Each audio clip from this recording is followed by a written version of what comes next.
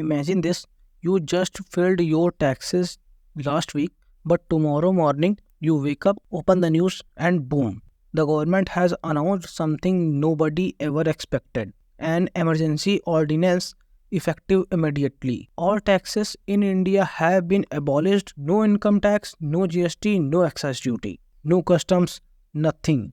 India is now tax-free country. Your first reaction, pure joy. Finally, I get to keep my full salary. No more tedious deduction, no more GST on bills, no more hidden charges. Sounds like heaven, right?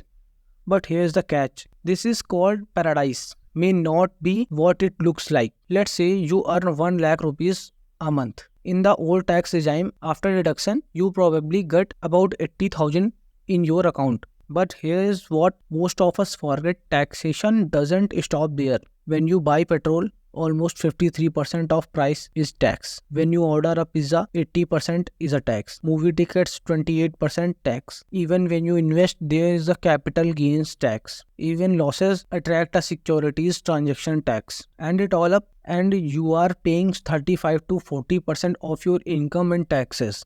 That's almost the same as someone in Germany or France, but the difference, in Germany, the trains run on time. In France, hospitals are world class. In Netherlands, public schools are so good. You don't need private ones.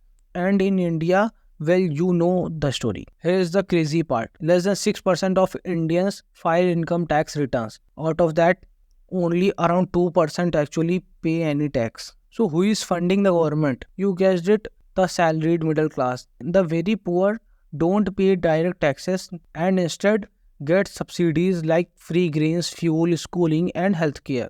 The ultra rich, they use legal exemptions, tax incentives, and offshore structures to reduce their burden. And here's the shocking stat, income tax collection has already surpassed corporate tax collection, which basically means middle class individuals like you and me are paying more than giant corporations. So the next time you feel that your salary is being squeezed, remember you are not wrong, you are literally bearing the brunt of India's taxation system. Okay, so the government collected 100 rupees in tax. How is it spent? 20 rupees to pay interest on old loans, 50 rupees goes to defense, 9 rupees to subsidies like food and fuel, 42 rupees is given back to the state, 6 rupees for pension, 4 rupees for central schemes, and just 4 rupees for roads, infrastructure and capital development. Wait, only 4 rupees for the actual development around us.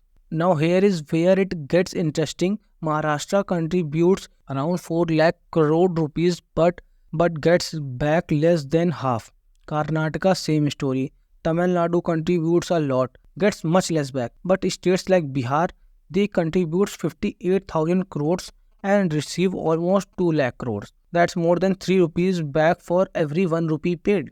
So in short, the taxes collected in Bangalore builds schools in Patna. Mumbai's taxes fund hospitals in Gorakhpur, and that's why you might feel I am paying, but I don't see the benefits around me. Now let's play out this thought experiment. What if India actually abolished taxes? Scenario 1, the American model. Each state sets its own tax. Mumbai might charge 20%, a small town might charge 2%. Economic activities clusters in megacities. Rural areas get left behind. Scenario 2, the Dubai model. No taxes, but government owns everything, land, oil, property. You don't buy property, you lease it. Every transaction has a fee, but India's scale makes it nearly possible. Scenario 3, Somalia model. No taxes, no central government, private group take control, people pay protection money, different currencies, no services, chaos, Greece. Argentina saw similar breakdowns during crisis. No pension, no hospital, no police, no garbage collection. So yes, taxes feel unfair. Yes, the middle class feels squeezed, but abolishing taxes doesn't lead to paradise. It could lead to disaster. What we need is transparency, better efficiency and accountability in how taxes are used. Because in country like India, taxes are not just money, they are the backbone of society. So the next time you feel the pinch, Ask yourself, what's the solution? Should states have more control? Should we demand more value for the taxes we pay? Let's start the conversation.